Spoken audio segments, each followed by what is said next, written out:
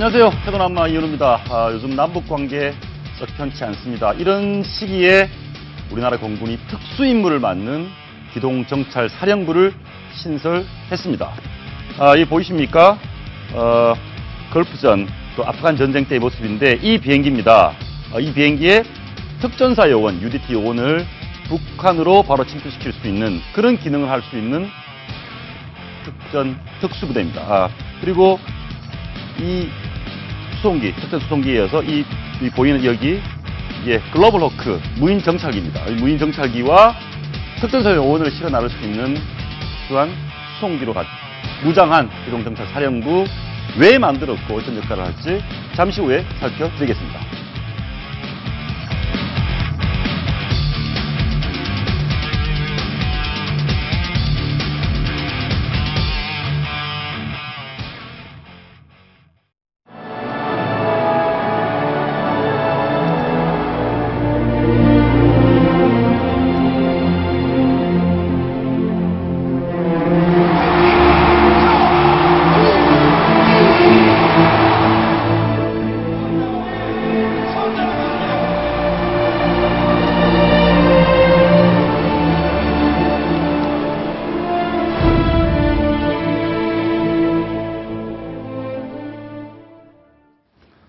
전 국민의 사랑을 받아온 영원한 차미네이터 차두리 선수 태극마크를 반납하는 자리에서 아버지 품에 안겨 눈물을 쏟았습니다.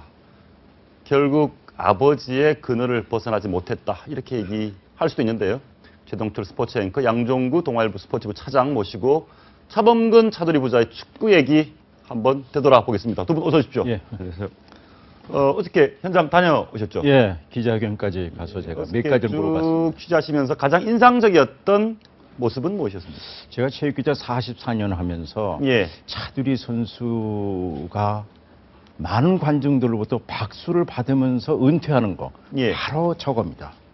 은퇴할 때, 선수는 은퇴할 때 박수 받을 때 은퇴하라 그런 얘기거든요. 예. 박태환 선수를 박지 못하고 있죠.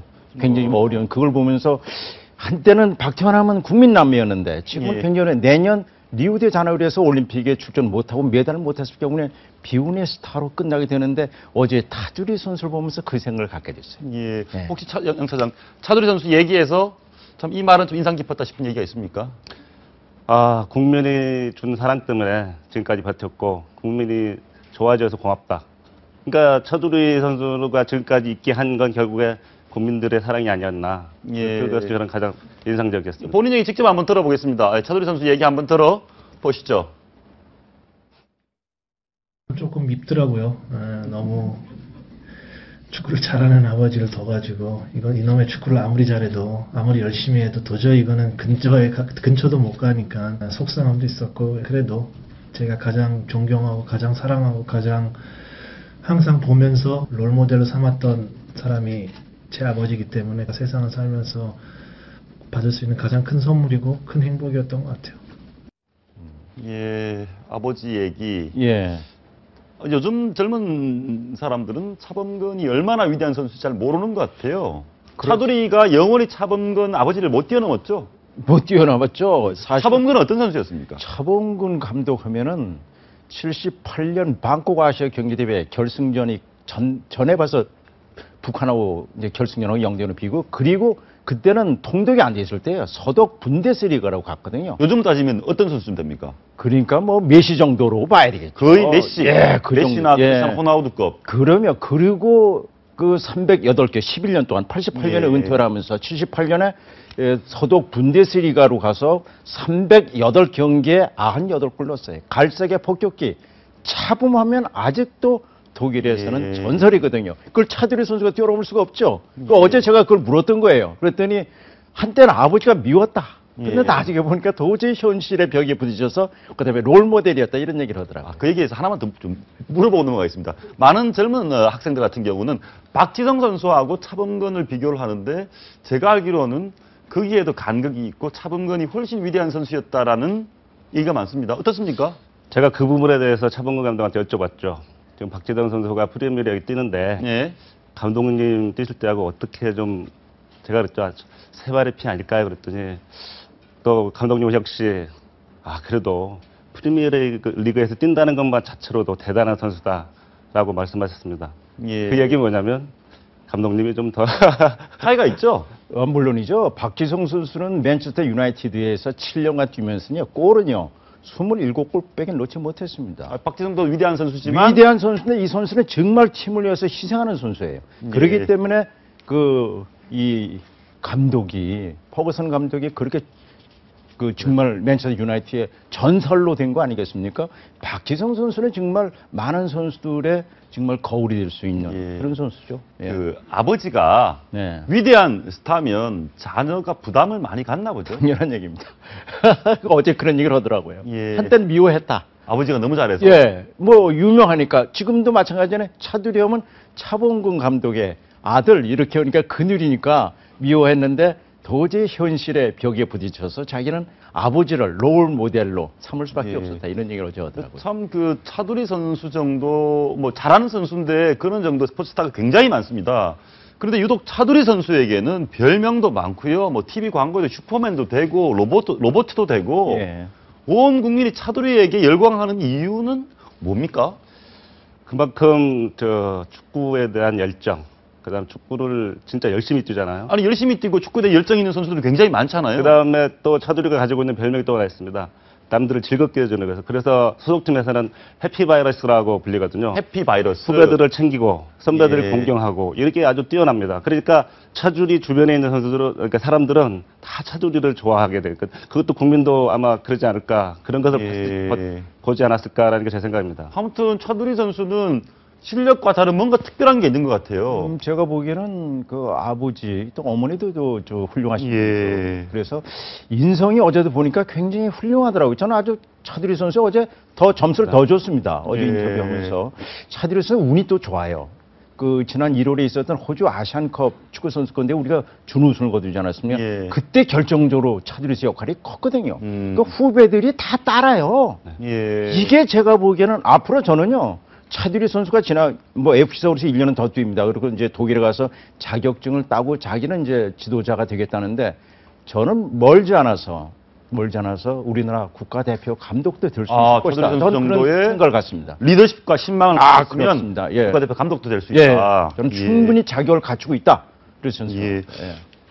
우리 최 선생님께서 예전에 차범근 감독 은퇴식도 취재하셨다고 들었습니다. 그때는 이제 차범근 감독이 88년에 레버쿠젠에서 지금 손흥민 선수가 뛰고 있는 레버쿠젠에서 그때 은퇴를 했어요. 11년 만에. 그때 당시 은퇴식하고 어제 보신 은퇴식하고 어떤 차이점이 있습니까? 그건 이제 레버쿠젠에서 했고 그때 차두리 선수가 8살이니까 이제 독일에서 했기 때문에 가보지는 못했습니다만 갔다 와서 인터뷰도 그랬습니다만 그때하고는 차이가 많이 나죠. 88년도하고 지금 어제 비가 오는데도 불구하고 34,000명의 그 축구 팬들이 그 상암 서울 월드컵 예. 경기장을 찾아온 것은 차두리 선수의 은퇴를 보기 위해서 온 거예요.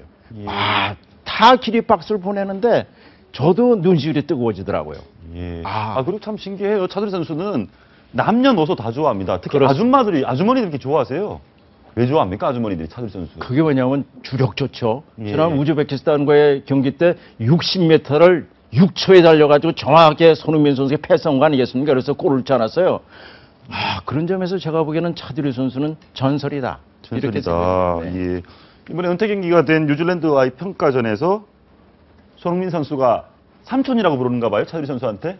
그렇죠. 왜냐하면 띠동갑이에요. 아. 왜냐하면 차두리 선수는 35살, 예. 손흥민 선수 23살. 그러니까 띠동갑이죠. 그러니까는 평상시에는 그 삼촌 차두리한테 예. 선물을 했습니까? 예, 축구화를 특별 제작해서 아, 손흥민 제작해서. 선수가 예.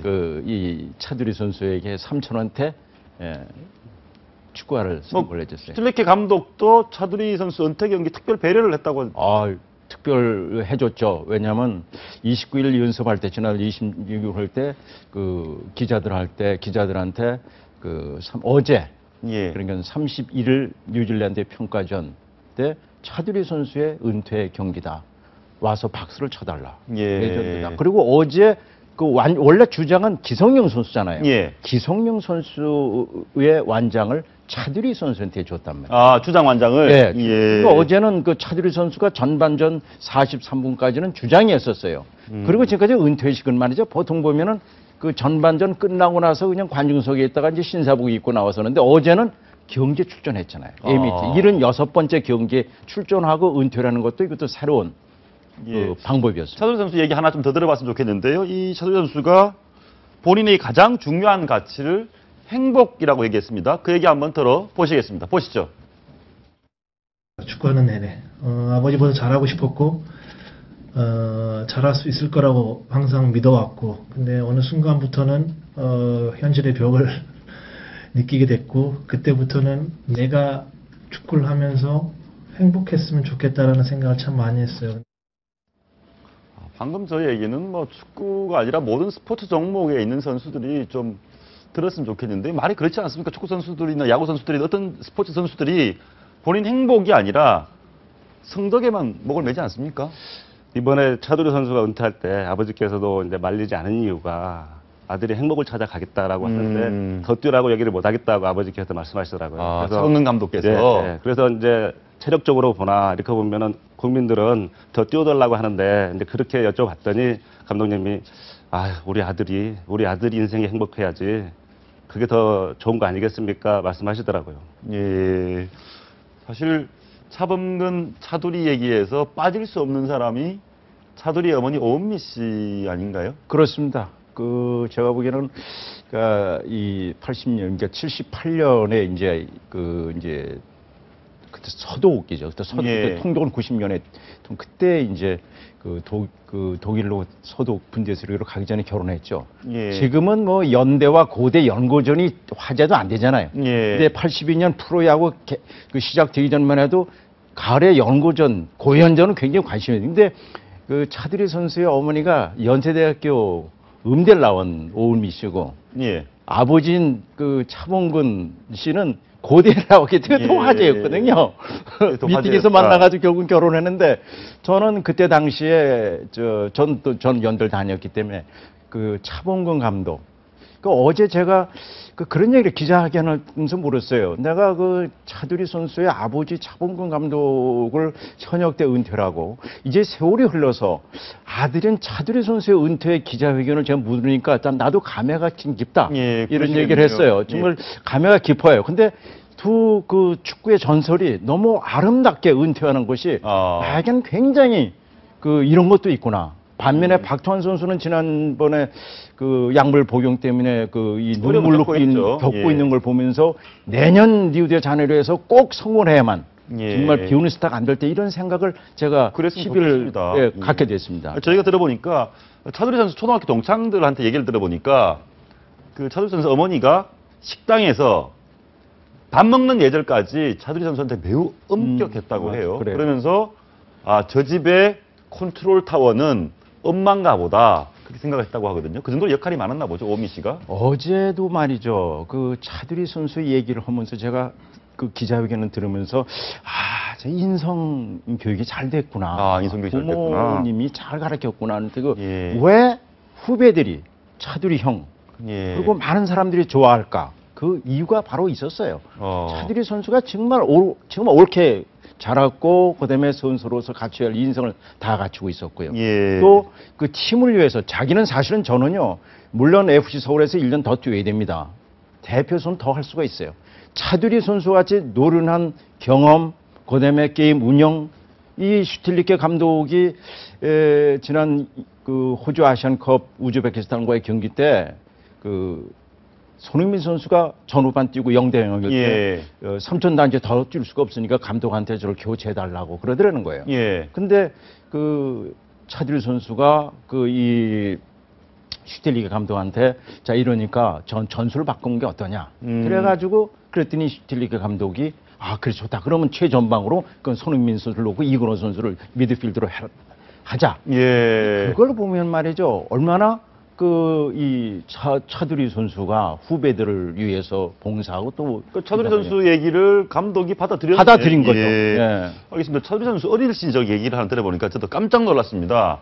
초등학교 6학년 때 반에서 키가 거의 제일 작다고 합니다. 네, 그 친구들 얘기를 들어보면 예. 그렇게 작았다고, 그러니까 6학년 때까지 제일 작았다고 하더라고요. 예. 근데 또 운동신경은 그렇게 좋았대요. 예. 그래가지고 이제 그 현대 자본금 감독님이 현대 감독할 때 예. 현대 그 사옥에서 살았거든요. 예, 예. 사옥에 여러 채가 있다 보니까 이제 저게 교회를 가려면 1km 정도 돌아가야 된대요. 아, 담이 네, 있으니까. 담이 있어가지고. 근데 그 담이 한 2m 가까이 되는데요. 예. 그냥 혼자 뛰어넘어가지고 이렇게 차두리만요. 차두리만 그러고 예. 다녔다고 하더라고요. 예.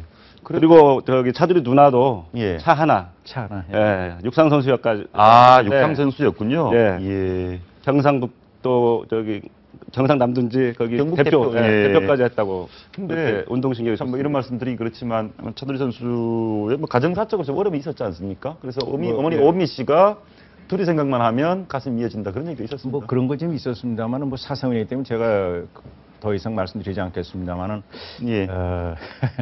운동 선수라는 거요. 참 그 쉬운 게 아니거든요. 예. 어제도 차두리 선수가 그런 얘기를 해요. 대표 선수라는 것은 5천만의 대표라는 거죠. 그러니까 자기는 후배를 위해서 자기는 그 후배한테 잘 비켜주는 거죠. FC 서울에서는 더 뛰어야 되거든요. 예. 저도 사실은 지난해 작년에 브라질 월드컵 대회 때 홍명보 감독이 왜 차두리 선수를 데려가지 않았는가에 대해서는 사실 저는 의문을 가지고 있었어요. 결국 1무 2패로 16강에 진출 못했는데 저는요 지금 차두리 선수는 저는 뛰어도 얼마나 뛸 수 있어요. 어제 하는 거 보세요. 게임 보는 눈, 주력, 파워 다른 선수들은 못 아니, 쳤어요. 로봇이니까 로봇이니까 아, 많이 대단한 먹어도 거예요. 예. 우리 마지막으로 그 얘기 한번 하고 끝날 수 있겠는데 앞으로 차두리 선수 지도자나 앞으로 어떤 수순을 밟을 것 같습니까? 일단 어제는 독일 가서 지도자 수업을 받고 싶다고 얘기를 했습니다. 예. 근데 이제 평소에 차두리가 방송 출연이나 이런 것에도 관심이 많았거든요. 예. 리포터라 아니면 또 공부해가지고 스포츠 기자가 될 수도 있지 않을까 뭐 그런 예. 전망을 할 수가 있겠습니다. 알겠습니다. 예. 실장 말씀해 주시죠. 제가 보기에는 어제 그런 얘기를 하더라고요. 차두리 선수가 자기는 이제 1년 그 FC 서울과 계약이 돼 있기 때문에 그 끝나고 나서는 독일에 가서 자격증을 따고 차두리 선수는 야구를 잘해줘. 뭐 독일에서 태어나서 했기 때문에 예. 그 야구를 제가 보기엔 글로벌 시대에 딱 맞는 지도자다라 볼 수 있겠고 여러 가지로 봐서는 제가 든 경기 운영 면에 모든 걸 갖추고 있기 때문에 제가 보기에는 훌륭한 지도자가 될 수 있을 뿐만 아니라 우리나라 국가대표 감독으로서도 충분한 자격과 여러 가지 인성을 갖추고 있다. 저는 그렇게 봐서요. 멀지 않은 장래에 우리나라 대표 사령탑이 되지 않을까. 저는 그렇게 아주 기대가 큽니다. 알겠습니다. 로봇 차두리는 보내고 이제 인간 차두리를 맞았으면 좋겠습니다. 예. 오늘 말씀 고맙습니다.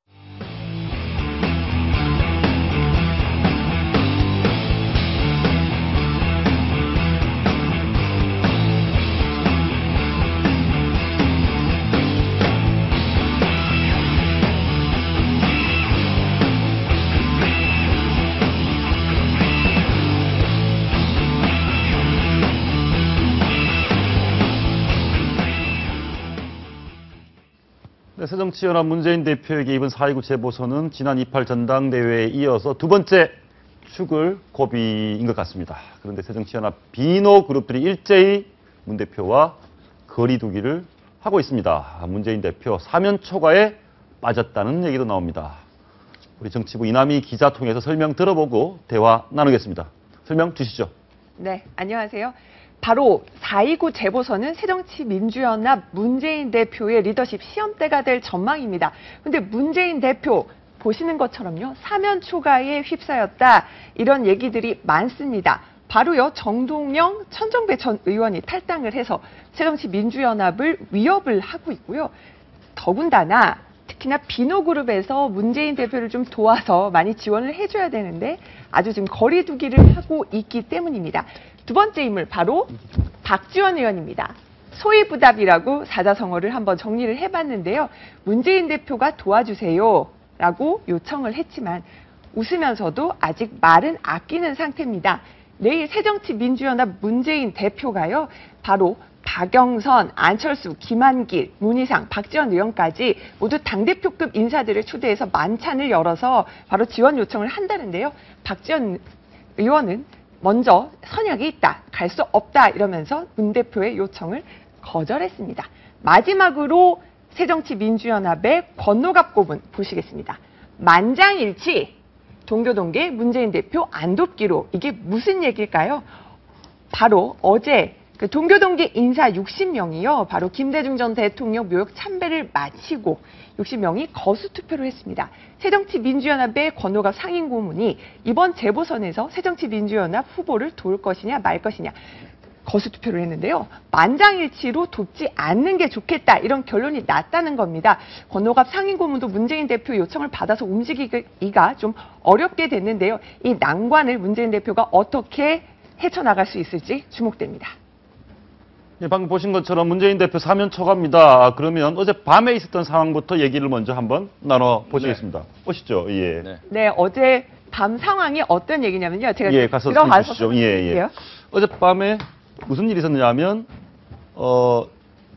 권노갑 고문이 동교동계가 문재인 대표 측을 안 돕겠다. 저 키채널에서 단독 보도가 나갔습니다. 네. 그러고 심야에 문재인 대표 측에서 긴급 대책회의가 열렸다. 그렇습니까? 어제 이제 채널A 종합뉴스에 단독 보도가 나간 뒤에 이제 문재인 대표 측에서 화들짝 놀라서 예. 이제 김현민 대표 비서실장이 권노갑 고문에 예. 이제 전화를 걸어서 좀 어떤 일인지 좀 연유를 듣겠다, 또 지원 요청을 하기 위해서 굉장히 수차례 전화를 했는데 권노갑 고문 측이 이제 전화를 받지 않았다고 합니다. 그래서 예. 지금 한껏 지금 몸이 달아 있고 예. 문재인 대표로서는 지금 권노갑 고문의 도움이 절실하기 때문에 계속 지금 접촉을 시도하고 있습니다. 예, 그거는 물어보겠습니다. 그러니까 권노갑 고문이라는 분이 어떤 상징성이 있길래 이렇게 권노갑 고문의 도움이 절실히 필요합니까? 지금 야권은 세 가지 기반이 각자 갈라진 기반이 서 있다고 보면 되는 것이 하나는 호남이고 호남. 하나는 친노고 친노. 약간 진보적인 세력이 있는 거죠. 하나는 또 안철수로 표현된 중도죠. 예. 이 세 지각이 화학적 결합이 된 상태에서 하나의 지형 위에 건물이 서 있다면 이 건물은 안전하겠죠. 예. 그런데 건물이 서 있는데 집안이 갈라질 가능성이 높은 예. 세 멘틀 위에 있기 때문에 갈라지는 것이고 아까 저 이남희 기자께서 화들짝 놀랬다. 난 저 화들짝이 도저히 이해가 가지 않는 것이 호남 신당 문제, 호남 정서 문제는 이미 오래 전부터 전당대회 예. 이후부터 호남 신당의 가능성을 모색하는 예. 뭐 여러 가지의 얘기가 있었습니다. 두 번째는 김대중 전 대통령 정도가 아니다면 박지원 의원, 권노갑 의원이 호남 여론을 물꼬를 바꿔낼 힘은 없습니다. 그만큼 호남 여론 자체가 친노와 문재인 대표에 대해서 거부감이 심한 것이고 그 에너지 물꼬를 바꿀 힘은 누구한테도 지금 그 김대중 전 대통령 이후에 예. 누구한테도 있지 않다는 것이죠. 예. 그러면 김대중 대통령 그 추념일을 맞아서 동교동계 특무상사 60명이 전부 반대한 이유는 뭐겠냐. 호남 정서를 그대로 반영하고 있다는 것이죠. 예. 이른바 친노, 문재인 대표에 대한 거부감, 호남 분들의 정서적 거부감을 그대로 반영한 것이기 때문에 박지원 의원이나 권노갑 의원이 그 물꼬를 바꿔낼 수 있다면 좋겠지만 그럴 힘은 없지 않습니까? 예. 그게 객관적인 현실이다. 아니 그러면 근데 좀 심하다고 느끼는 게 그러니까 김대중 대통령 계보를 이어가는 권노갑 고문 밑에 있는 모인 사람들 호남의 미심을 대변하는 60명 전원이 단 한 명도 빼놓지 않고 만장일치로 문재인 돕지 말자 이거 아닙니까 지금? 그 정도로 이게요. 반감이 심한가요? 그렇죠. 제가 좀 야권 인사들을 많이 만납니다. 예. 야권 인사, 특히 이제 과거의 민주당 주변 사람들 만나서 들어보면 하나가 차는 얘기가 사실 친노 가지고는 안 된다는 얘기를 너도 나도 다 합니다. 친노 가지고는 정말 안 된다. 예. 왜 안 되느냐? 아마 그들을 갖고 있는 그 과거의 열린우리당 창당 때의 구원이 있을 거예요. 예. 자신들을 버리고 열린우리당을 만들어서 노무현 정부를 말 그대로 독주하다가 결국은 또 망해가지고 또 대통합 소통화 거치면서 오지 않았습니까? 그것이 상당히 컸다. 그 예. 측면 하나. 그거를 버리지 못하고 있는 거고 또 하나가 뭐냐면은 이번에 문재인 대표 중심의 새 지도부를 보니까 여전히 과거에 생각했던 그 문재인 대표 체제와 똑같더라. 예. 뭐가 달라지는 것이 없더라. 이런 과정에 또 덜덜이 또 써? 한 번 당했으면 또 당해? 또 이런 것들이 상당히 많이 있는 거죠. 그래서 아마 어제 동교동 인사들을 만나가지고 이건 안 된다고 얘기를 한 것 같아요. 예. 여기까지는 저도 인정을 합니다. 우리 그 박 소장님 말씀 동의를 하는데 그러나 한번 봐보세요. 문재인 대표는 지금 당의 혁신을 위해서든 새로운 카드를 내는 것이 아니고요. 이제는 세팅 단계에 있는 거예요. 그 세팅 단계에 정말로 원치 않았던 4.19 재보선이 있는 겁니다. 그러면은 당에서 도와주는 것이 맞는 얘기죠. 도와주는 게 맞다.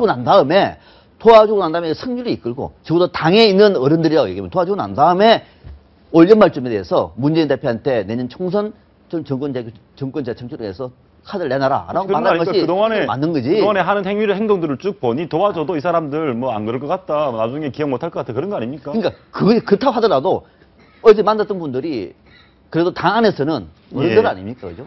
당 안에서 어른들이죠. 그 어른들은 다음 판단했을 텐데 저도 충분히 이해를 합니다. 이해는 하지만은 지금 야권 입장에서 바라볼 때 문재인 대표한테 이렇게 저는 끝까지는 각을 세우지 않을 것 같다. 권노갑 고문 쪽에서도 완강한 겁니까?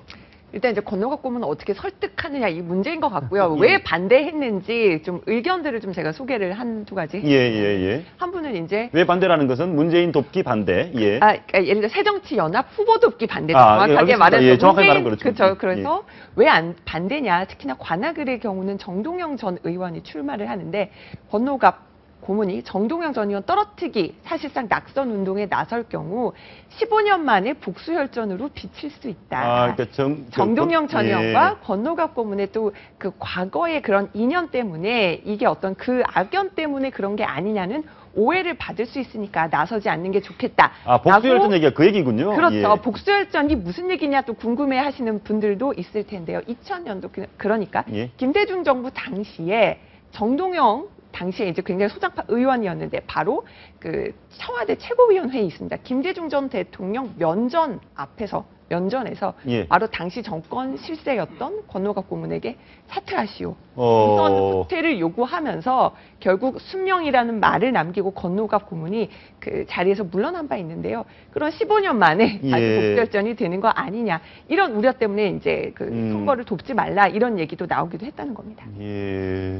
근데 당에 소속된 사람으로서 당의 공식 후보를 도와야 되는 게 상식에 맞지 않냐라는 말씀을 해주셨는데 당이 이게 지속 가능한 정당이면 제가 박성경 목사님한테 여쭙고 싶은 것이 짧게는 내년 총선, 그다음에 내년 대선까지 과연 새정치민주연합이 야권의 유일 정당으로 이 정당으로 대선을 치를 수 있다라고 보십니까? 저는 없다고 봅니다. 없다고. 그 얘기는 한시정당이다. 무슨 얘기냐면 우리가 거자 필반 회자 정리라는 게 있지 않습니까? 회자 정리가 거자 필반일 수도 있고, 그러니까 뭐 만남에서 헤어짐이 있는 것이고 또 간 사람은 돌아온다고 그러는데 저는 이렇게 뭐 비판적인 관점이 아니고 한국의 진보 야당은 조금 더 분열해야 된다. 그러니까 확실히 차이가 뭔지를 정확하게 노정한 뒤에 그 차이를 전제로 새로운 정당이 구축돼야지만 이게 지속 가능한 것이고 자 새누리당과 비교를 해보면 새누리당 개파가 없습니까? 있습니다. 있지만 또 물론 오세훈 김문수 지사나 오세훈 전 시장은 지금 현재 김무성 대표와 어찌 보면 차기를 놓고 경쟁하는 사이입니다.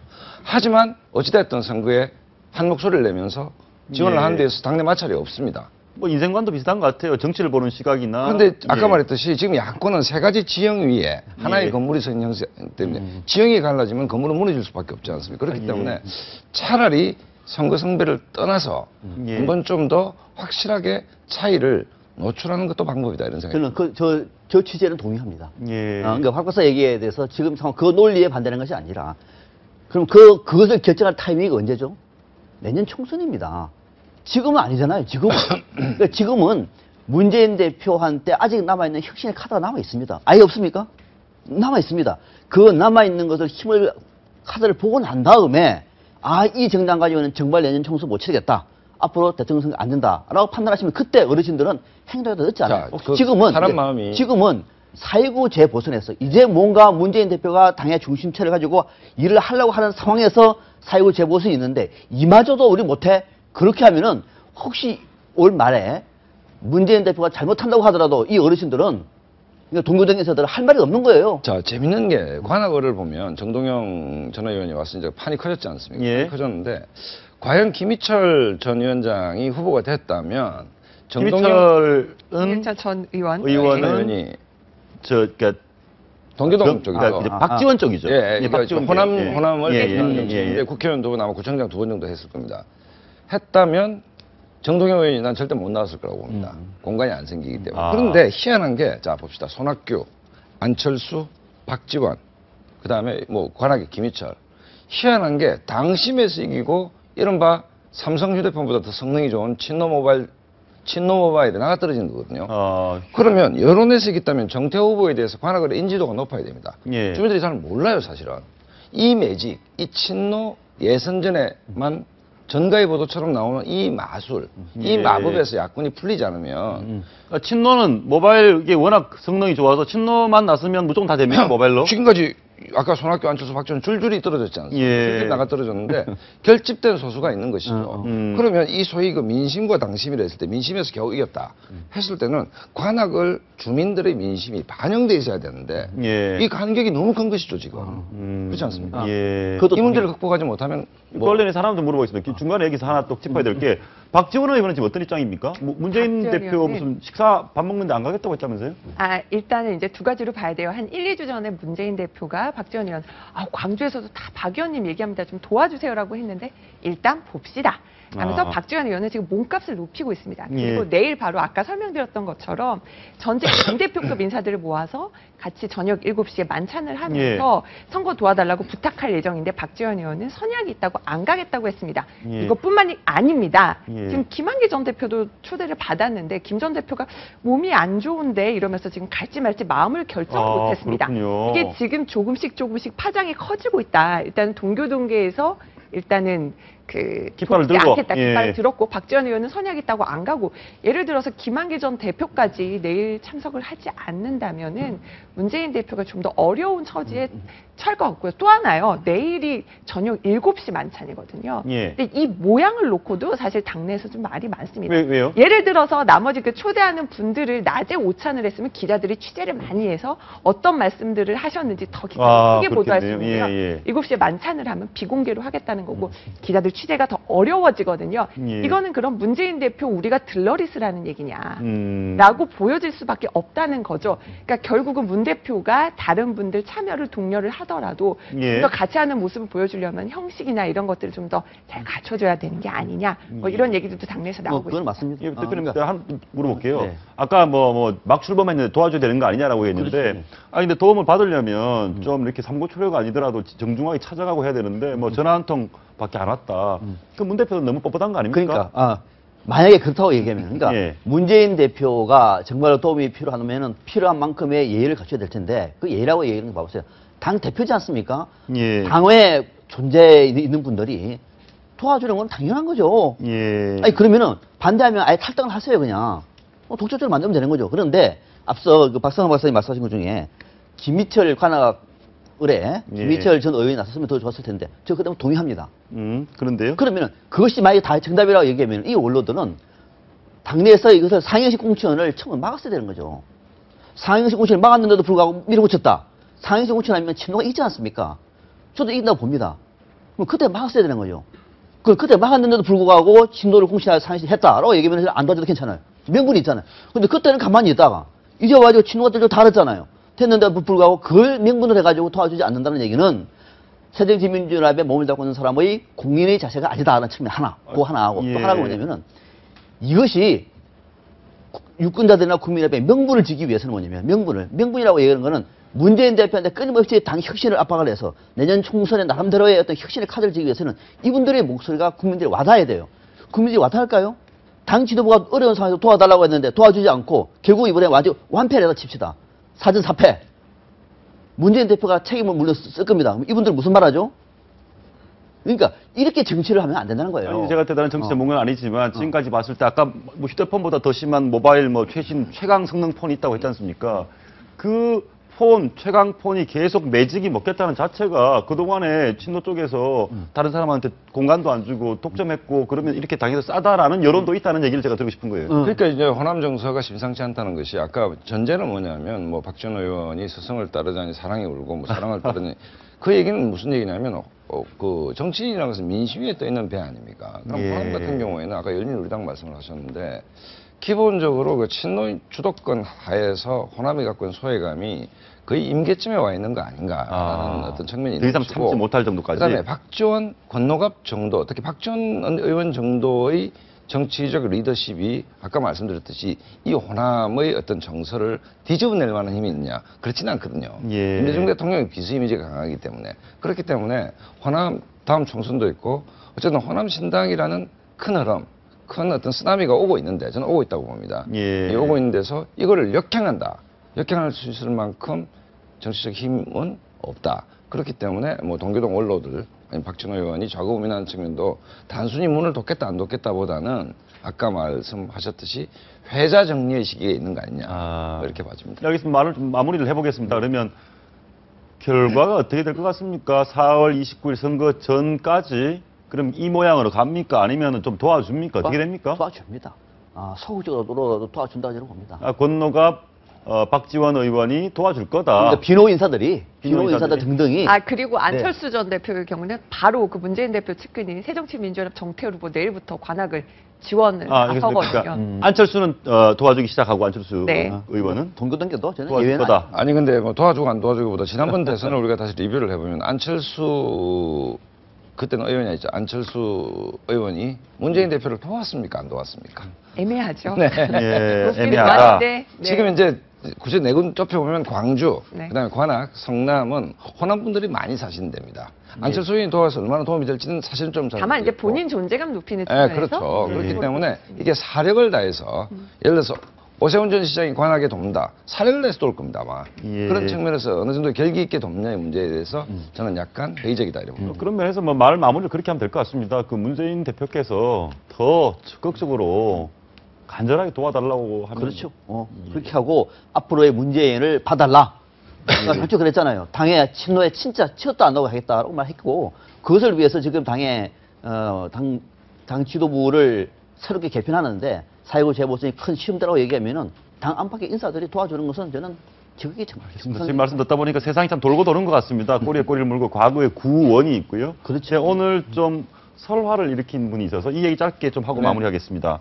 설훈 의원이신데 설화인데 오늘 뭐 그런 얘기 하셨다면서요? 오늘이 아니고요. 어저께. 어제 예, 라디오 예. 인터뷰 통해서 그 천안함 북한 소행이라는 거를 이제 믿고 싶지는 않다 이런 발언 때문에 오늘 예. 국민의당에서 또 논평을 내서 한번 들어볼까요? 네. 예, 한번 어떤 얘기 하셨는지 한번 들어보시겠습니다. 들어보시죠.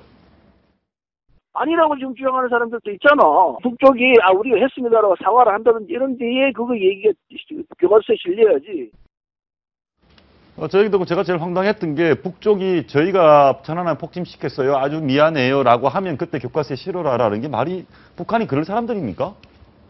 아니 진짜 참 당황스러운데요. 아니, 뭐 서른 의원이 이런 얘기 했다는 게 뭐 새삼스러운 얘기는 아닌데, 이른바 이제 새정치연합 내에서 이른바 합리적 의심이라는 그 이름 하에 북한이 아닐 것이다라고 판단하는 사람들이 많이 있죠. 예. 그것이고, 그리고 대북 교탄 결의안에서 그 서명을 안 했던 30분이 아직 의원으로 있지 않습니까? 있기 때문에 문제는 뭔가 하면 서른 의원이 뭐 이런 형태의 발언을 했다는 것은 본인 소신일 수도 있고 새삼스러운 얘기는 아닌데, 지금 당대표, 문재인 대표가 우리가 오른쪽으로 가야 삽니다. 그러니까 마늘과 쑥, 마늘은 경제, 쑥은 안보. 예. 이 두 개를 먹고 100일만 인간이 된다. 오른쪽 고지로 갑시다 해서 문재인 사단장이 오른쪽으로 공격 앞으로 딱 했는데 막상 가고 보니까 혼자만 고지해서 있는 겁니다. 사단 부대원이 한 명도 안 따라와요, 지금. 예. 이게 지금 야권이 갖고 있는 굉장한 딜레마이기도 하다, 이렇게 봅니다. 그 서른 의원에 대한 해석은 이게 한번 보시죠. 근데 저는 2012년도였죠. 예. 이회창 불법 자금. 예.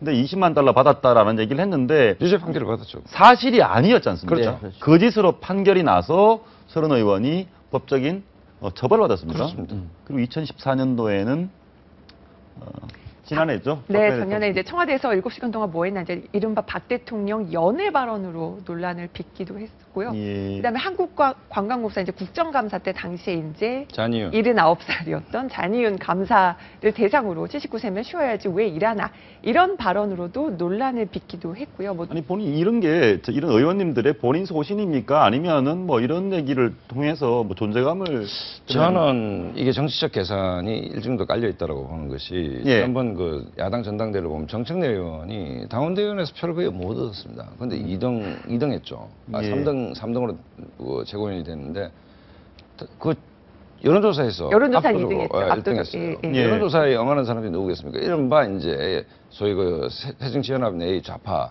극좌, 그 안에서 네. 극좌에 가까운. 그 안에서 이른바 이제 집토끼들에서 지원을 받는 것이죠. 그렇기 때문에 서른 의원도 그런 측면에서 정치적 계산이 전혀 안 깔려 있다라고 볼 수는 없을 것 같아요. 저는요, 서른 의원 만날 때마다 깜짝깜짝 놀란 게 본인이 소신이 너무 뚜렷하시거든요. 아. 그래서 왜 7시간 동안 뭐 했나, 이거 연애 발언 굉장히 불쾌하게 생각한다 얘기를 하면은 서른 의원은 이렇게 반박을 하더라고요. 뭐라고요? 아니, 야당 중진이 박근혜 대통령 연애라는 거는 거짓말이다. 이렇게 연애 안 했다고 내가 인정까지 해줘서 박 대통령 도와준 건데 왜 이걸 불쾌해하느냐. 근데 그거는 정말 이렇게 건강부인 반박을 게 하는 예를 거예요. 들어서 그 네. 뭐 자기 하고 싶은 말을 다 합니다. 예를 들어 이현우 부장이 뭐 예를 들어서 뭐 말도 안 되는 얘기를 음해성 얘기를 쭉 하고 난 뒤에 나는 안 그렇게 생각하는데 한간에 그런 얘기가 있다면 방송에 나와서 이현우 부장이 예를 들어 어제 저녁에 강남 뭐 룸사롱에서 술 먹 어떠한 소문이 있는데 난 절대 이 사람이 이럴 사람이 아니다. 그건 맞다는 얘기입니까? 아니다는 얘기입니까? 거기까지만 얘기하시고. 합법이 계속 그런 식이죠. 그러니까 이 사실은. 서른 의원이 저는 굉장히 소신이 강한 의원이 예. 아주 소신이 강합니다. 예. 이번에 천안함 얘기도 그렇고 논리적으로 따지면 서른 의원이 갖고 있는 근거는 확실합니다. 있을 수 있는 얘기죠. 충분히 할 수 있는 얘기입니다. 그런데 문제는 그 발언 자체가 미치는 정치적인 파장.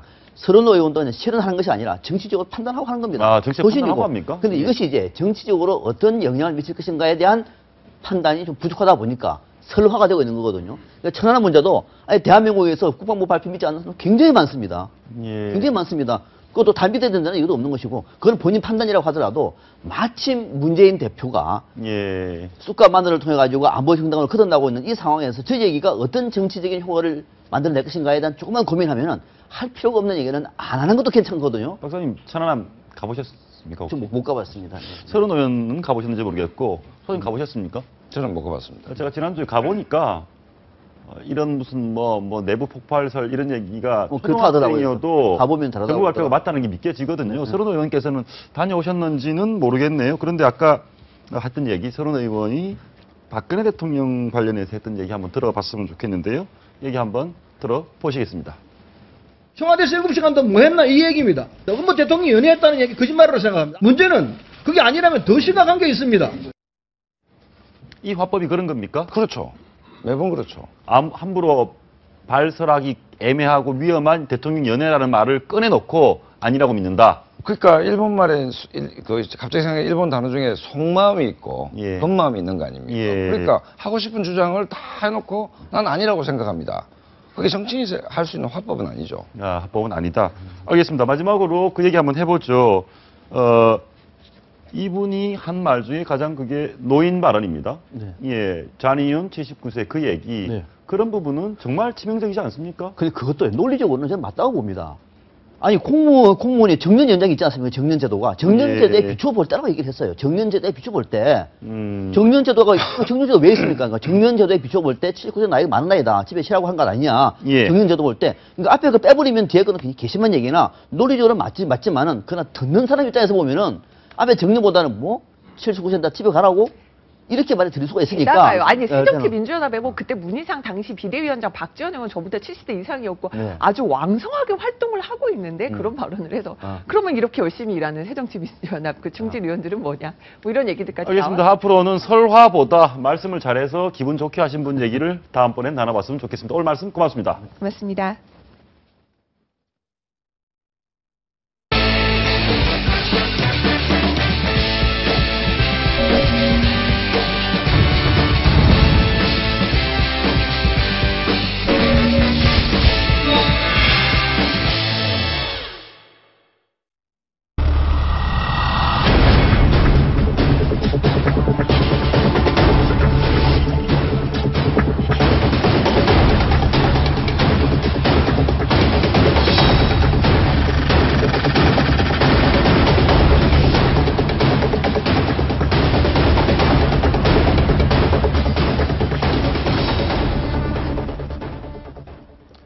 북한 평양을 집중 감시하고 북핵 시설에 유사시에 특수요원을 투입할 수 있도록 공군이 부대를 개편했다고 합니다. 공군이 기동정찰사령부 창설한 이유와 유사시 역할, 신인균 자주국방 네트워크 대표와 함께 얘기 나눠보겠습니다. 어서 오십시오. 안녕하세요. 이름도 거창합니다. 기동정찰사령부. 그렇습니다. 그러니까 기동정찰사령부라는 게 이번에 창설이 된 겁니까? 근데 이제 창설할 계획이죠. 예. 그러면 기존에는 예. 공군작전사령부가 예. 있죠. 예. 그 공군작전사령부 휘하에 이제 북부 지역에 전투 비행단이 여러 개가 있는데 예. 그 북부 지역의 북부 전투사령부 그리고 대구에 있는 F-15K 기지를 비롯해서 남부 전투사령부 이렇게 해서 예. 전투사령부 2개가 있었는데 지금 뭐 우리 한반도가 아주 좁은데 그렇습니다. 이걸 사령부를 2개를 나눠서 예. 남쪽 따로 북쪽 따로 할 필요가 있냐? 전투사령부는 하나로 뭉치고 그리고 예. 지금 현대전이 정찰 그리고 특수전 임무 이런 것이 아주 중요하니까 그런 기동과 정찰하는 임무를 따로 떼어서 그 사령부를 하나 만들자 이렇게 예. 이제 만들어지는 것이죠. 아니, 이번에 공군이 새로 만든 기동정찰사령부는 임무가 네. 일반 전투 비행단과는 좀 다를 것 같습니다. 완전 다르죠. 그러니까 기동정찰사령부는 유사시 또 네. 평시 어떤 작전과 임무를 하게 됩니까? 자, 먼저 전투사령부는 전투기들을 쫙 많은 전투기들을 가지고 뭐 북한을 폭격한다든지 북한 전투기하고 공중전을 붙는다든지 뭐 이런 전투 임무를 하는 거 아니겠습니까? 예. 그런데 기존에는 이런 그 정찰기들도 그 전투사령부에 포함이 돼 있었어요. 예. 그런데 정찰기들은 그런 전투 임무를 하는 것이 아니고 먼저 가서 정찰을 하고 감청하고 또 사진 촬영을 하고 예. 뭐 이런 그 정찰 임무 그리고 유사시 이제 어떤 그 또 기동 임무는 뭐냐면은 특수전 부대를 태우고 북한의 영변 핵시설 타격하러 가면 그 저공 침투를 해서 영변 핵시설 쪽에다가 뭐 어떤 그 특수전 부대들을 그 낙하산으로 내려주든지 예. 아니면 어제 또 쌍용 훈련 했지 않습니까? 예. 쌍용 훈련하면 우리가 상륙 부대들이 상륙 작전을 하기 전에 또 특수 부대들이 들어가서 그 상륙 지점에 있는 적 어떤 그 부대들을 타격해야 되고 뭐 폭격을 유도해야 되고 뭐 이런 거 하지 않습니까? 예. 그때 이제 이 기동사령부에 있는 기동 어떤 그 수송기들이 저공 침투해서 또 내려주고 뭐 이런 역할을 하는 것이죠. 예, 알겠습니다. 첫 번째 얘기 위치가 이렇게 나와 있는데 네. 여기에 있는 지금 보면 여기가 C-130 수송기가 있고 조기 경보기 PSI는 어디 있습니까? 예, 그것도 김해에 있습니다. 김해에 있고. 네. 첫 번째 그것부터 한번 보시죠. 글로벌 호크. 네. 글로벌 호크가 조기 경보기. 글로벌 호크는 고고도 무인정찰기입니다. 예, 무인정찰기. 예. 글로벌 호크. 높이 나는 새가 멀리 보지 않습니까? 글로벌 호크는 여기 어디 있습니까? 글로벌 호크는 아직은 이제 배치가 되지 않았고 않았는데? 2018년까지 도입이 될 거니까 그 도입되면 이번에 기동정찰사령부에 사령부에 소속이 되어서 지금 나오고 있는 저 비행기입니까? 그렇습니다. 저 비행기는 어떤 역할을 듣습니까? 사령부에 배치가 되어서 아마도 남쪽에 있는 뭐 예. 김해나 뭐 이런 쪽에 배치가 되겠죠. 예. 저것은 이제 하늘 높이 한 21km 이상의 고도로 날아가지고 높이 나니까 멀리 볼 거 아니겠습니까? 예. 그러면 북한 전역을 다 영상 촬영을 다 할 수 있습니다. 한 그렇군요. 개마고원, 뭐 백두산 이 정도 지역 빼고는 완전히 북한 전역을 다 촬영할 수 있는 그것도 30cm급 이상으로 그럼 평양, 네. 예를 들어서 뭐 금수산 무슨 궁전 다 촬영하죠. 다 촬영. 신의주까지. 그러면 김정은이 쉬는 소위 말하는 특각, 네. 초대소, 여기도 다 촬영합니까? 김정은이 차가 들어가는지 안 들어가는지 다 볼 수가 있죠. 아, 그것을 김정은 이제 차이동도 볼 수 있습니까? 이제 2018년까지 4대를 도입합니다. 예. 이제 한 대 한 2천억 원 조금 뭐 이 정도 하는데 4대를 도입할 예정에 있지요. 예. 그러면 정말 우리가 손바닥 보듯이 거의 김정은의 동선을 다 실시간으로 볼 수 있는 거네요. 김정은뿐만 아니고 이제 저 글로벌 호크를 도입하는 것은 북한의 핵 미사일이 우리를 언제 공격할 것인가 그것을 실시간 감시하기 위해서 우리 킬체인이라고 들어보셨죠? 예. 그 킬체인 자산 중에서 중요한 역할을 차지하게 될 것입니다. 그 예. 북한의 노동 미사일 발사대가 어디로 움직이는지 항상 보고 있어야 됩니다. 그러니까 예. 이제 또 글로벌 호크가 북한 지역에 있는 노동 미사일을 움직이는 것을 실시간 계속 24시간 감시를 하는 그런 예. 역할을 하게 될 겁니다. 알겠습니다. 그 외에 이 백두금강 이거는 저 감청하는 거네요. 그러니까 무인 정찰기 글로벌 호크와 임무가 겹치는 겁니까? 겹치는 것은 금강이 겹치고요. 예. 왜냐하면 예전에 린다김 들어보셨죠? 그 옛날에 그 무기상 로비스트 뭐 국방부 장관하고 뭐 연설을 주고받았던 예, 예. 그 린다김이 바로 중계했던 무기가 바로 백두금강 정찰기예요. 아, 그러면 이 백두금강 정찰기를 중계할 때 그 연설을 주고받은 겁니다. 아, 그래서 그렇군요. 그게 문제가 돼가지고 린다김이 그러니까 그 당시 뭐 국방부 장관한테 연애 편지를 주고받으면서 로비를 해서 이 두 무기 정찰기를 도입에 이제 중계에 성공했죠. 성공을 했다. 근데 이제 지금 사실 예. 이 비행기가 보시면 큰 비행기가 아니지 않습니까? 작아 보이는데. 예. 예. 그러니까 우리 공군 입장에서는 지금 현재 현재 우리 공군 입장에서는 좀 비행기가 컸다면 더 많은 장비를 짓고 더 오래 날아다닐 수 있었을 텐데 그걸 린다김의 로비에 넘어가가지고 이 작은 비행기에다가 장비도 제대로 못 싣고 또 오랫동안 비행기 못하는 이런 걸 샀다라는 볼멘 소리가 있습니다. 이제 먼저 백두와 금강이 있는데 그러면 중간에 한번 말씀드리겠습니다. 린다김도 뭐 다시 한번 잘못된 게 있는지 이거 도입 과정을 확인해야 되는 거 아닙니까? 백두 정말 정찰기를 이렇게 조그마한 걸 갖고 왔으면 그때 이제 율곡비리 그래가지고 이미 수사가 다 끝났죠. 다 끝났습니다. 네, 그렇습니다. 예. 그래서 이제 백두, 금강 이게 이제 미국의 호커 800이라고 하는 비행기 똑같습니다. 똑같은 비행기인데 임무가 다르죠. 백두는 뭐냐면은 통신 감청하는 거. 북한은 이제 통신을 뭐 여러 가지 무선 통신 또는 뭐 전자통신 다 할 거 아니겠습니까? 그걸 다 감청하는 거예요. 감청하는데 왜 백두냐? 백두산 정도까지 멀리 모든 통신을 다 감청한다라고 해서 백두라고 이름을 붙였고 금강이라고 하는 것은 이제 사진 촬영하는 겁니다. 그러니까 사진 촬영을 백두산까지 사진 촬영할 수 없지 않습니까? 렌즈의 한계가 있기 때문에 그래서 이것은 금강산 정도까지 거리에 있는 북한군의 움직임을 우리가 촬영할 수 있다라고 해서 금강이라고 붙였습니다. 그러면 글로벌 호크가 뭐가 그렇습니다. 이게 무인 정찰기도 북한을 감시하고 여기도 감시하는데 뭐가 다릅니까? 글로벌 호크는 미국이 사용하는 글로벌 호크는 이 백두나 금강이 가지고 있는 통신 감청 그리고 영상 촬영 이 모든 기능을 다 가지고 있어요. 그런데 우리가 들여오는 글로벌 호크는 이 통신 감청 기능을 뺐습니다. 왜요? 미국이 최초에 한국에게 허가를 해주지 않았습니다. 노무현 대통령 시절부터 이 글로벌 호크 도입 협상을 했는데 그때 사실 미국이 한국을 100% 신뢰하지 못했어요. 노무현 정부 때는 미국이 한국을 신뢰하지 않아서 이 글로벌 호크를 한국에 팔면서 글로벌 호크에 들어있는 것 중에서 이 통신 감청 기능이 굉장히 이 백두 정찰기와는 비교가 안 될 정도로 섬세하게 다 감청할 수 있었습니다. 그래서 한국에게는 그 통신 감청 기능을 빼고 다운그레이드를 해서 영상 정찰 기능만 하는데 영상 정찰 기능도 이 금강 정찰기는 금강산 정도까지면 뭐 휴전선 넘어 한 5, 60km밖에 안 되지 않습니까? 그렇습니다. 그런데 글로벌 호크는 개마고원 지역까지 전부 다 사진 촬영이 돼요. 굉장히 파워풀하네요. 그러니까 이제 같은 일을 할 수 있지만 더 많은 일을 할 수 있는 것이죠. 글로벌 호크는. 예, 알겠습니다. 근데 저희가 사실은 제일 관심이 있었던 게 수송기. 그런데 이제 수송기라는 게 물건 실어 나르는 거 아닙니까? 물건 또는 사람을 실어 나르는 것이죠. 물건하고 사람 실어 나르는 비행기가 왜 전투기 못지않게 오히려 더 중요합니까?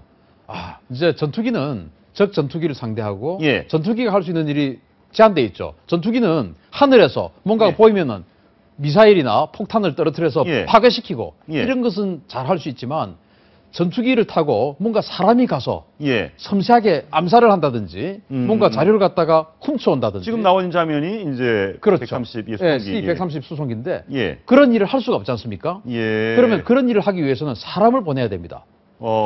이제 뭔가 예를 들어서 북한의 핵 어떤 그 자료를 훔쳐온다든지 아니면은 뭐 핵 박사 또는 뭐 김정은을 암살한다든지 그런 거 하려면 사람이 가야 안 되겠습니까? 평양에 특수요원을 보낸다든지. 그렇죠. 그런 거 하려면 이제 전투기는 1인승이니까 할 수가 없지 않습니까? 수송기에다가 하는 것이죠. 근데 수송기 타고 가다가 북한에 격추되면 어떡합니까? 레이더에. 그래서 레이더는 우리 그 주변에 레이더 사이트 이제 산 정상에 레이더 기지 있는 거 보셨을 겁니다. 그러면 레이더 기지는 정면 한 60도 정도 이렇게 보기 때문에 그 레이더 기지보다 더 밑으로 내려가면은 레이더 기지는 까막눈이죠. 낮게 날면 더 낮게 날아다니면 레이더는 인지를 못하죠.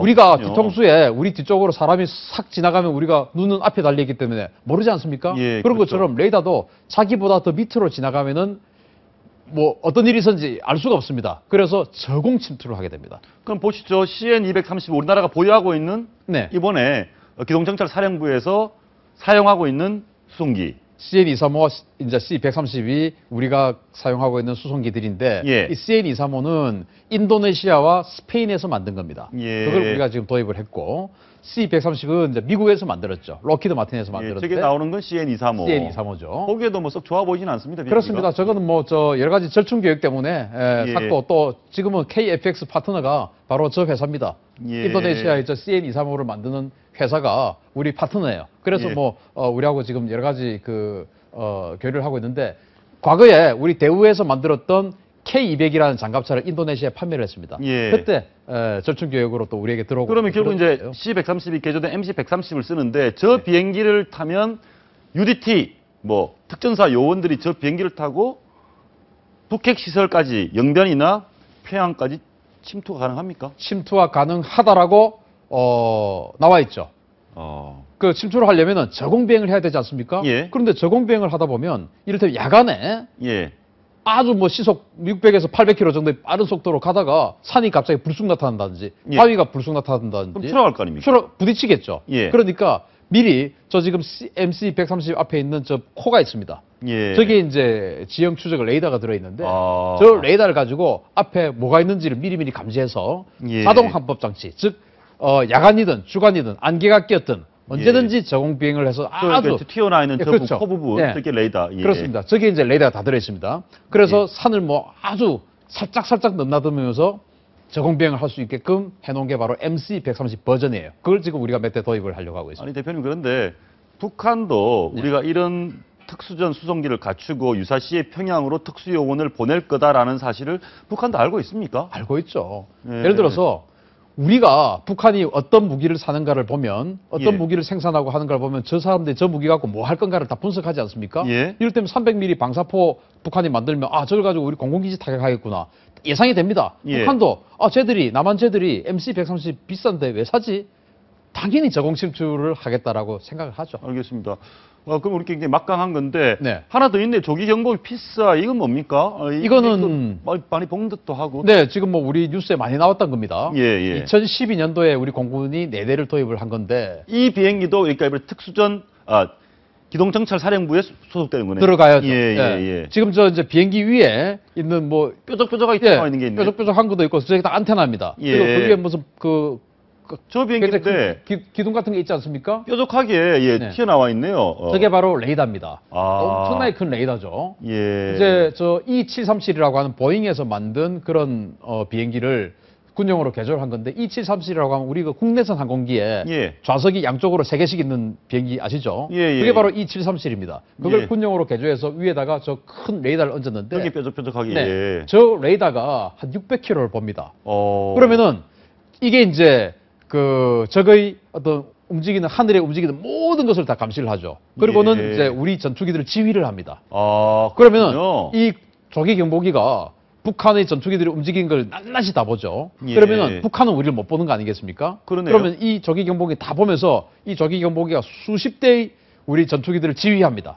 자, 왼쪽으로는 북한 전투기 몇 대가 날아오고 있고 오른쪽으로 몇 대가 무슨 그것도 기종까지 다 알 수 있죠. 예. 무슨 전투기가 날아오고 있으니까 우리 전투기 몇 호는 왼쪽 몇 도 각도로 날아가라. 예. 또 3호는 오른쪽 몇 도 각도로 날아가고 고도는 어떻게 해서 내려 꽂으면서 미사일을 쏘아라. 다 지휘를 하죠. 예. 그런데 북한은 전혀 이런 서비스를 받지 못하기 때문에 상대가 안 되는 것입니다. 상대가 안 된다. 그리고 북한의 AN2 정찰, AN2기라고 들어보셨죠? 예. 자공 침투해서 우리 그 후방으로 와가지고 뭐 특수전 타격한다, 예. 테러한다 하는 그 AN2 비행기는 과거에는 너무 저공 비행했기 때문에 우리 레이더가 볼 수가 없었어요. 예. 그런데 이 피스아이 조기 경보기가 들어오고 나서는 하늘에서 밑을 바라보기 때문에 그 AN2기가 꼴짜기로 오더라도 이 피스아이는 다 봅니다. 그러니까 북한 비행기가 우리 쪽으로 침투할 수가 없네요. 할 수 없습니다. 근데 이 비행기는 얼마쯤 합니까? 상당히 비싸 보이는데요? 한 대 한 4,500억 원. 4,500억이요? 지금 그래서 지금 4대를 가지고 있는데 예. 그 문제는 이게 4대밖에 안 되니까 정비도 해야 되고 또 예. 뭐 이런 여러 가지 스케줄이 있지 않습니까? 그래서 야간에는 작전을 못 해요. 비행기 대수가 모자라 가지고. 예. 그래서 24시간 즉 AN2기가 새벽 2시에도 날아올 수 있는 거 아니겠습니까? 예. 그래서 24시간 감시를 하려면은 8대가 있어야 됩니다. 8대면 얼마입니까? 4대 더 있어야죠. 지금 4대 있으니까. 아이고, 뭐 한 2조 원 더 써야죠. 그냥 좋네요. 퍽퍽 좋네요. 그러니까 이 예. 군사 무기라는 것이 또 첨단 전략이라는 것은 이제는 그 경제력이 약한 국가는 만들 수가 없습니다. 자, 이 비행기 이렇게 막강한 조기 경보 피스아이 같은 경우에 네, 일본하고 중국도 갖고 있습니까? 있죠. 아, 일본은 우리보다 더 많습니다. 더 많습니까? 더 많고 더 성능 좋은 게 있습니다. 야, 이 속상한데요. 알겠습니다. 자, 우리가 이렇게 막강한 무기를 갖고 있으면 북한도 가만히 있지 않을 텐데 네. 지난번에 그 김정은 정권이 러시아에게 네. 첨단 전투기 좀 팔아라. 네, 뭐 T-50 얘기도 하고 그랬는데 T-50 사기는 어렵겠죠? T-50 팍파. 그건 지금 러시아가 만들고 있는 아직 러시아 공군도 실전 배치하지 않고 개발 중에 있는 최신의 예. 스텔스 전투기인데 그게 지금 뭐 북한으로 간다. 이러면은 그 러시아가 국제적 긴 제재를 받을 수도 있게 되겠죠. 지금 예. 그 T-50 팍파를 인도에 수출합니다. 예. 이제 중국하고 인도하고 사실은 또 군사 경쟁을 하고 있지 않습니까? 그 중국이 젠20이라고 하는 스텔스 전투기를 개발을 하니 인도가 큰일 났거든요. 그래서 러시아와 협력을 해서 러시아 T-50 팍파를 공동 개발하고 있습니다. 그래서 인도는 그 T-50 팍파를 도입을 하게끔 되어 있고 북한은 지금 그 T-50 팍파보다는 수호이 35를 도입하고 있습니다. 알겠습니다. 이 비행기 한번 봐주십시오. 저희가 오늘 이 비행기를 좀 마지막으로 해야 되겠는데 여기 보이십니까? 노동신문에 나와 있는 사진들을 저희가 다 가져왔습니다. 네. 김정은이 이게 북한이 만든 비행기라고 합니다. 네. 자체 능력으로 경비행기를 만들었는데 김정은이 앞에 타고 있습니다. 여기 보이시죠? 네네. 김정은이 타고 있습니다. 이 정도 비행기는 비행기를 생산할 수 있는 능력이면 네. 꽤 전투기 생산 능력이 있는 겁니까? 어떻게 봐야 됩니까? 저거 생산했다고 전투기 생산할 것 같으면 세계에서 뭐 전투기 독자 개발 못할 나라가 없겠죠. 이건 거의 장난감 수준입니까? 뭐 장난감 수준이라고 할 수는 없지만 예. 우리 그 한국이 개발했던 KT-1이라는 초등 훈련기 예. 이미 지금 개발한 지 한 20년 돼 가는데요. 그것도 이거보다 훨씬 더 성능이 우수한 성능. 우리가 20년 전에 이를테면, 개발한 것보다 네. 얘가 더 못하다. 이를테면 이 정도 비행기는 예. 1930년대 수준이죠. 1930년도요? 그렇죠. 80년 전인데요? 1930년대 미국이 만든 또는 일본이 제로센 전투기 만들었지 않습니까? 예. 그거보다 성능이 못합니다. 알겠습니다. 2차 대전 비행기보다도 못한데 네.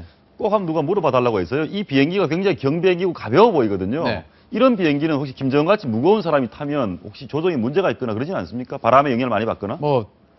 김정은이 몇 킬로인지는 제가 정확하게 모르겠지만 김정은 한 명 정도 탔다고 비행기가 조정이 흔들릴 정도면 그 비행기가 아닌 것이죠. 그래서 그 정도는 크게 문제가 없다고 보고 이제 그 북한이 이런 비행기를 만들게 됐다면 왜 만들었을까 우리가 생각해야 돼요. 왜 만들었습니까 이거를? 이걸 자기네들이 레저용으로 한다? 이것도 참 웃기는 일이거든요. 경비행기 레저에 쓸 사람이 아무도 없죠 북한에. 저는 이것을 전선 통제기로 쓰지 않을까. 정찰기. 정찰기. 예, 바로 전투 현장의 정찰기. 북한은 그런 게 전혀 없습니다. 우리는 전투 현장의 정찰기도 다 있거든요. 육군 상공에서 대대끼리 전투를 하고 있으면은 그 대대 후방에서 하늘에서 이렇게 뭔가를 보고 알려줘야 되게 아니겠습니까?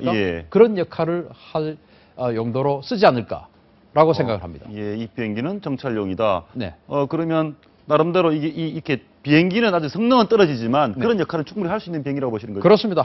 일단 하늘을 난다는 것은 지상에서 작전하는 것보다는 훨씬 더 많은 일을 할 수가 있거든요. 그래서 하늘을 나르는 날틀이 독자적으로 만들 날틀이 있다라고 하는 것은 저거 가지고 많은 아이디어를 만들 수가 있죠. 정찰을 할 수도 있고 이걸 가지고 저공 침투를 해서 물론 피스아이가 다 보고 있겠지만 저공 침투를 해서 테러도 할 수 있고 핵테러, 핵물질 테러도 할 수 있지 않겠습니까? 우리가 군사력이 뛰어나지만 북한의 동향은 항상 제대로 살펴야 되겠습니다. 오늘 말씀 고맙습니다. 감사합니다.